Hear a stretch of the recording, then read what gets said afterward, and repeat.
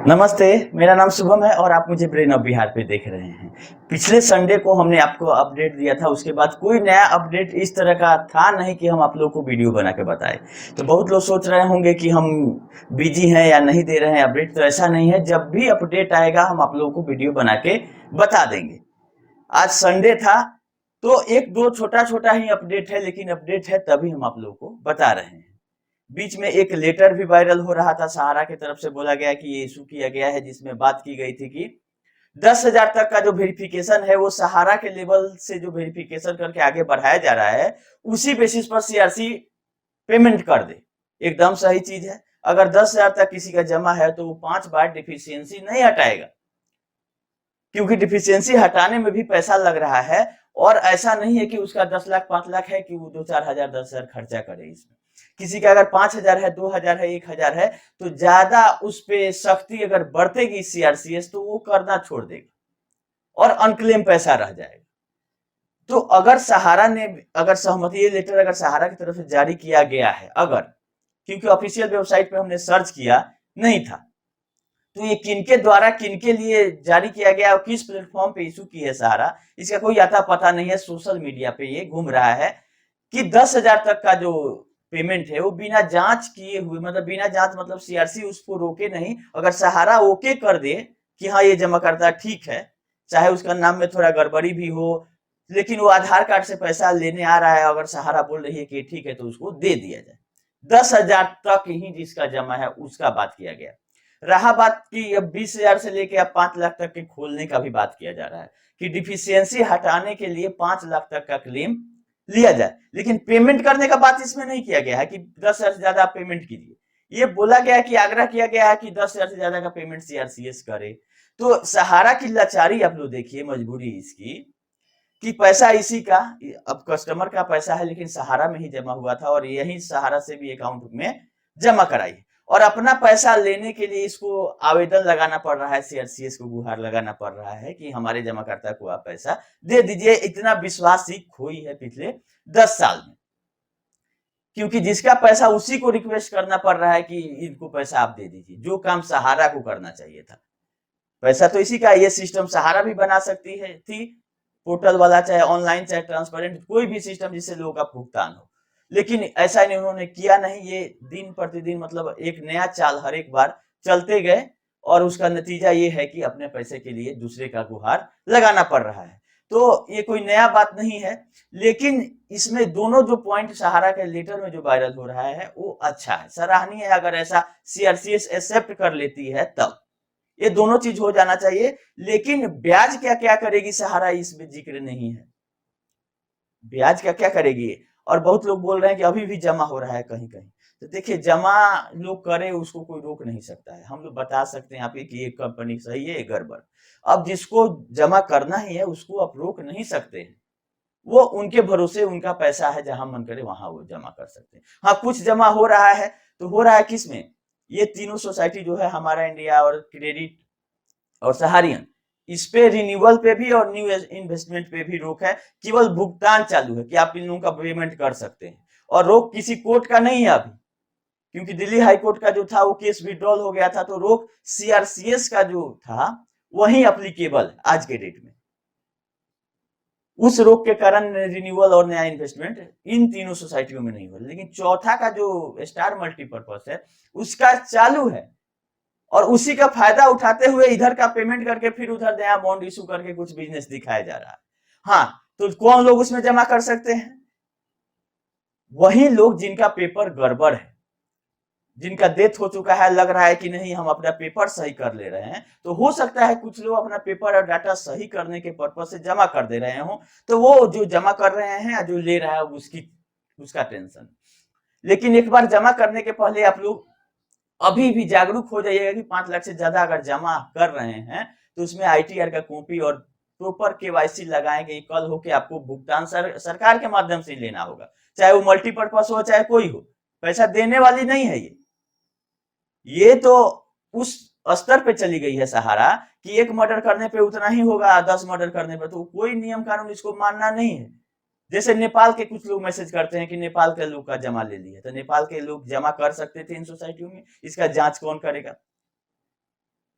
उसी तरह से जो स्टार है वो 14 स्टेट में ही उसका लाइसेंस है जमा करने का, और अब एरिया ऑफ ऑपरेशन इसकी वेबसाइट पे आप जाके देख लीजिएगा, सहारा के जो स्टार सोसाइटी है उसमें। और उसमें बिहार, यूपी, झारखंड, उड़ीसा ये सब स्टेट नहीं है। तो अगर यहाँ भी ये जमा ले रही है तो फिर वहीं ब्लंडर कर रही है। तो इसको अब किसी चीज का डर नहीं है, क्योंकि खोने के लिए इसके पास कुछ है नहीं। जो सुब्रत राय सहारा जी थे, जिनको जेल डालने का डर था, तो वो चले गए। और स्वप्ना राय जी को सारे कंपनियों में कहीं भी डायरेक्टरशिप में आज के डेट में एक्टिव नहीं है। पीछे वो 62-63 कंपनी में डायरेक्टर थी। यहाँ तक कि क्यू शॉप जब खुला था तो अब सुब्रत राय सहारा, स्वप्ना राय, जेबी, ये आपका ओपी श्रीवास्तव और रोमी दत्ता, ये 4 लोग प्राइमरी मतलब फर्स्ट डायरेक्टर ऑफ कंपनी जब क्यूसॉप खुला था जून 2011 में, तब डायरेक्टर थे। इसका एमओ हम निकाल के इसका कुंडली रखे हुए हैं। तो इसलिए जिनका जिनका क्यूसॉप में वो घबराए नहीं। क्यूसॉप का डेट 6 तारीख है, मतलब 6 मई, कल ही एनसीएलटी ट्रिब्यूनल में सुनवाई है। अगर सुनवाई हो जाता है, अगर कॉर्पोरेट इंसॉल्वेंसी में कंपनी कंटिन्यू कर जाती है तो एक क्लेम हम लोग को करना होगा और क्लेम से पैसा लिक्विडेशन करके मिलेगा कंपनी का। लेकिन अगर इस पे स्टे लगा हुआ जो है, अभी टेम्पोररी एक तरह का स्टे ही है कि आगे सीआईआरपी को कुछ नहीं करने के लिए बोला है कोर्ट। तो अगर ये स्टे लग जाता है तो जो सिग्मा चेन वाले का पैसा दे के सेटलमेंट हो जाता है तो फिर हम लोग जीरो पे पहुंच जाएंगे। हम लोग को फ्रेश क्लेम केस करना होगा। हालांकि हमारे पास 242 लोगों का 2 करोड़ से ज्यादा का बॉन्ड डिपोजिट आ गया है, जिसका मेच्योरिटी लमसम 3 गुना से ज्यादा हो रहा है आज की डेट में। तो इन सब लोगों को हम लोग जोड़े हुए हैं और मामला सेटल भी हो जाएगा एनसीएलटी का, तो भी या तो एक केस करके या एनसीएलटी में जाके लेना तो वहीं से पड़ेगा। ये देने वाली अपने से नहीं है। लेकिन इसमें स्वप्ना राय जी डायरेक्टर थी और जब क्राइम हुआ, जब कन्वर्जन हुआ तब थी। 2011 से 2012 तक की डायरेक्टर ये रही हैं क्यू शॉप में। तो इन पे डायरेक्ट केस बनता है, तो इसका पैसा इनको देना पड़ेगा। देना तो नहीं चाहती हैं लेकिन हम लोग निकालेंगे। रहा बात अब सोसाइटियों का, सोसाइटियों में कोर्ट में भी बता दिया गया है कि 84,550 करोड़ का क्लेम आ चुका है 1 करोड़ 22 लाख लोगों का। लेकिन उस स्पीड से सोसाइटी बढ़ नहीं रही है पेमेंट करने की दिशा। अब बोला गया है कि सुप्रीम कोर्ट के तुरंत आप फॉर्म अपलोड करिए ताकि भुगतान हो सके। तो इसमें नया अपडेट क्या आता है ये देखने वाली बात है। और बीच में जो विश्व भारती के द्वारा रीट पिटीशन लगाया गया है उसमें ये बात बोला गया है कि बीच में मेंशनिंग कराया गया था लास्ट इसी वीक में, उसमें नोटिस इशू कर दिया गया है जो 14 लोग पार्टी बनाए गए हैं। और आप लोग ध्यान दीजिएगा कि केवल इसी रीट पिटीशन में चारों सोसाइटियां पार्टी हैं जिस पे केस चल रहा है। बाकी सारा केस इधर से उधर हो गया और अप्लीकेबल अभी कुछ नहीं है। एक जो 5,000 करोड़ लाया गया था वो किसी और के केस में, पीनक पानी मोहंती वाले केस, एक जो पीआईएल चल रहा था उसमें सरकार एक अपना आईए पेश करके वो 5,000 करोड़ लाई है। केस उस पर नहीं हुआ है और जिससे उसको जवाब देना पड़े। तो ये पहला विश्व भारती की तरफ से लगाया गया है जिसमें चारों सोसाइटियों को पार्टी और एमबी वैली की सब भी पार्टी है, जिसमें अगर नोटिस इशू कर दिया गया है लास्ट वीक में तो जो 3, 4, 5 सितंबर को सुनवाई है उस टाइम उसका भी जवाब इनको फाइल करना पड़ेगा कि इसका भुगतान हम कैसे करें। दिल्ली हाईकोर्ट में कहा के निकल गए कि हम एमबी वैली में इन्वेस्ट कर दिए 62,000 करोड़। तो 62,000 करोड़ इन्वेस्ट कर दिए तो उसका रिटर्न जो आ रहा है, रिटर्न के लिए इन्वेस्टमेंट होता है। तो जो रिटर्न आ रहा है वो कहां जा रहा है पैसा? एमबी वैली के प्रॉपर्टी सेल पे रोक है, चाहे एम्बार्गो आप जिसको बोलते हैं।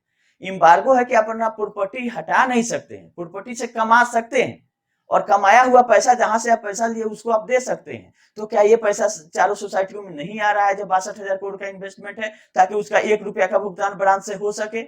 तो इसको पैसा देना नहीं है, लोगों को खाली मूर्ख बनाना है। और खासकर उन लोगों को जो मूर्खदानी है, आज भी नहीं समझ रहे हैं इतना बताने के बाद भी और बिजनेस कर रहे हैं, तो उन लोगों पे तो केस जरूर बनता है। हालांकि वो लोग जितना लोग अभी टाई और व्हाइट शॉर्ट पैंट पहन रहे हैं, आप लोग जांच करिएगा तो ये लोग रिजाइन बहुत पहले दे चुके होंगे, तभी ये सामने आ रहे हैं। केस उस होगा तो जैसे किसी का कुर्की जब्ती का एक आदेश निकला था, उसमें पता चला कि 2020 में वो पार्टी रिजाइन दे दिया है जो फ्रेंचाइजी मैनेजर, वैसे ही ये लोग भी रिजाइन देके और आज लोगों को मूर्ख बना रहे हैं। पेपर पे कहीं कोई नहीं होगा तो इनका बात ही कुछ और है। जब आएगा कि अब इन पे केस होगा तो ये लोग भाग जाएंगे। कुछ दिन पहले तक ये लोग माला जप रहे थे ई स्कूटर रेंटल का। एक कलकत्ता से आते थे जानकार आदमी, वो गायब, वो भाग गया। अब इसमें कुछ नए नए लोग, नया नया मुल्ला लोग जुड़ा हुआ है, जो कि लोगों को बलगलाते हैं, आज भी आके बलगलाएंगे। तो उन लोगों पे ध्यान नहीं देना है, हम लोगों को पैसा निकालने से मतलब है। बिना किसी खर्चा के, कम खर्चा में कैसे मैक्सिमम अमाउंट हम लोग का निकल सके, उसका रास्ता हम लोग ढूंढ रहे हैं। उसी क्रम में हमने 1 रुपया भी किसी से न लिया, न खर्चा किया। कुछ मेहनत हम किए और कुछ हमारे जो लोग हमको एक्सेल में डाटा भेजे, वो अपने से फीड करके हमको भेजे। उसको एक जगह कंपाइल करके हम कोर्ट तक पहुंचाने की कोशिश कर रहे हैं कि 6 तारीख वाला जो हियरिंग है, उसमें हम लोग का भी बात रखा जाए कि इतने बॉन्ड होल्डर क्यूसॉप के हैं, जिसको एफडी के रूप में क्यूसॉप ने लिया है, तो इसका भुगतान कैसे होगा एनसीएलटी में। अब कोर्ट इंटरटेन करे नहीं करे वो कोर्ट का काम है, लेकिन हमने अपना बिना किसी खर्चा के पहुंचाने की कोशिश की है। और ये भी आप लोग को एश्योर करते हैं कि क्यूसब का पैसा इनको देना पड़ेगा, चाहे ये कितना भी पैंतरा ले ले। फिर संडे था तो सोचे कि कुछ ना कुछ आप लोगों को बताते हैं, नहीं तो आप लोग सोचिएगा कि हम कहाँ चले गए, कहीं गए नहीं है। और एक फाइनेंशियल जो, इसको तो देखिए, कंपनी चलाना भी नहीं है और बंद भी नहीं करना है, क्योंकि बंद करेगा तो इसका सारा कुंडली निकल जाएगा। जैसे सहारा इंडिया फाइनेंशियल का लाइसेंस रद्द किया था आरबीआई ने, उसको चैलेंज दिल्ली हाई कोर्ट में की हुई है, सुप्रीम कोर्ट में भी की हुई है एक साथ। इसको चलाना कुछ नहीं है, अब बंद किसी को नहीं होने देना है। उसी क्रम में 30 अप्रैल को सुनवाई हुआ है दिल्ली हाई कोर्ट में, जिसका अगला तारीख आपका 25 सितंबर 2024 रखा गया है। और सुप्रीम कोर्ट ने ऑलरेडी इस केस का जो 19 से अपील फाइल हुआ है 24 सितंबर, मतलब 24 और 25 सितंबर 2024 को सहारा इंडिया फाइनेंशियल का जो लाइसेंस रद्द हुआ था, उसके अगेंस्ट में अपील जो है वो सुनवाई होगा दिल्ली हाई कोर्ट में भी और सुप्रीम कोर्ट में। अब देखिए क्या होता है। इसको पेच फंसा के रखना है कि किसी का मामला खत्म नहीं। सोसाइटियों में अभी क्या होना है, जो 84,750 करोड़ का क्लेम आया, उसका भुगतान कैसे होगा? वो प्रिंसिपल अमाउंट है, विथ इंटरेस्ट जो लिएगा तो 2 लाख करोड़ से ऊपर हो जाता है। और 62,000 करोड़ का इनका इन्वेस्टमेंट एमबी वैल्यू में दिखाया गया है। बीच का पैसा का हिसाब किताब अब जो सीरियस फ्रॉड इन्वेस्टिगेशन जांच कर रहा है वो बताएगा कि कहां गया। लेकिन लिक्विडेट होना है, लेकिन लिक्विडेशन होने में भी 2-3-4 साल लगता है, तब कंपनी लिक्विडेट होती है। अभी उसका प्रक्रिया भी शुरू नहीं है। सहारा से भी जो विवाद है, अगर उसका फाइनल ऑर्डर भी आ जाता है तो सहारा को पैसा मिलेगा, तो मिलेगा तो क्या है, सोसाइटियों का पैसा वापस करेगी। अगर नहीं मिलेगा तो जो रिफंड पोर्टल है उनको मिलेगा, तो ये 25,000 करोड़ ही होता है। तो 25,000 करोड़ से ही 1 लाख करोड़ का भुगतान कैसे करेगी? या से सरकार करे, सीआरसीएस करे, चाहे सहारा करे। बाकी का जो फंड है उस पर ध्यान किसी का नहीं है कि बाकी पैसा आए। सुप्रीम कोर्ट ने भी, जब सुप्रीम कोर्ट में सरकार की तरफ से बोला गया कि 85,000 करोड़ का क्लेम आ गया है, तो इसको देने की प्रक्रिया क्या है जिससे 290 करोड़ अभी तक भुगतान हुआ? तो इस सिस्टम से तो 10 साल में भी भुगतान नहीं होगा। और इसके एक एक करके आदमी जो जिम्मेदार व्यक्ति थे वो निकलते जा रहे हैं। कंपनी से तो बहुत पहले निकल गए हैं, अब अभी धरती से भी निकल रहे हैं। तो जब लोग मर जाएगा तो ऑर्डर आके ही क्या करेगा? तो जरूरत है इसमें त्वरित कार्रवाई करने का। मेन मुद्दा सोसाइटियों का है, ये सुप्रीम कोर्ट में उठना चाहिए। तो अगर विश्व भारती वाला में नोटिस इशू हुआ है तो 3-4-5 में उसमें भी कुछ इनको जवाब फाइल करना पड़ेगा। और ऐसे ही सहारा से भी विवाद खत्म नहीं हो जाएगा, क्योंकि उसमें फाइनल ऑर्डर पे रखा गया है, तो उसमें इसका भी कंसिडरेशन आना चाहिए कि इसका क्या करना है। और ये भी सोसाइटियां इसी ग्रुप की है, क्योंकि इस चारों सोसाइटियों का अभी तक सहारा ने ये नहीं कहा कि हमारी नहीं है, ये बोली है कि हमारी है। लेकिन इसके जो मेन डायरेक्टर जिनको ओपी श्रीवास्तव और स्वप्ना राज सुब्रत राय रहना चाहिए, वो लोग नहीं है। इसमें है करनेश अवस्थी। तो कुछ ऐसे डायरेक्टर को रखी हुई है सहारा, जो कि जेल जाने के लिए ही अपॉइंट हुए कि आपको जेल जाने का पैसा मिलेगा, आप रहिए हमारे कंपनी में। और ये जानती है कि ये तो फाइनेंशियल क्राइम है, इसमें फांसी होना नहीं है, जेल जाना है, फिर 7 साल बाद कॉलर उठा के अपना बाहर निकल जाएगी। और बाकी जो फंसे हुए हैं लोग वो अपना सरकार को और इसके उसके पीछे दौड़ते रहे। खैर, जो सिस्टम है उसी में रहना है हम लोगों को। उपाय भी दूसरा नहीं है। इस देश से दूसरे देश में आप जा नहीं सकते हैं, इलेक्शन का टाइम चल रहा है। इलेक्शन में भी अगर कुछ भुगतान का अमाउंट नहीं बढ़ रहा है, हालांकि आचार संहिता में इसको तो ऑब्जेक्शन लोगों को करना चाहिए, लेकिन नहीं हो रहा है, लोग का भुगतान हो रहा है, अच्छी बात है। भले ही मोदी जी और अमित शाह का फोटो हट गया हो, लेकिन ये तो लोग यही समझ रहे हैं कि मोदी जी और अमित शाह के पोर्टल है। तो अभी तो मतलब क्या हम बोले, बोलने लायक नहीं है ज्यादा कुछ। इलेक्शन है, लेकिन हम लोग का पैसा कैसे मिले इस पे ज्यादा ध्यान देना है। जैसा अपडेट रहेगा हम फिर करते रहेंगे। और कोई तो नया अपडेट नहीं है, सब अपडेट आप लोग को हम बता दिए हैं। तो फिर जैसा होगा हम 6 तारीख वाला क्यू शॉप में फिर हम आप लोग को आएंगे, अपडेट देंगे। अभी के लिए इतना ही, धन्यवाद।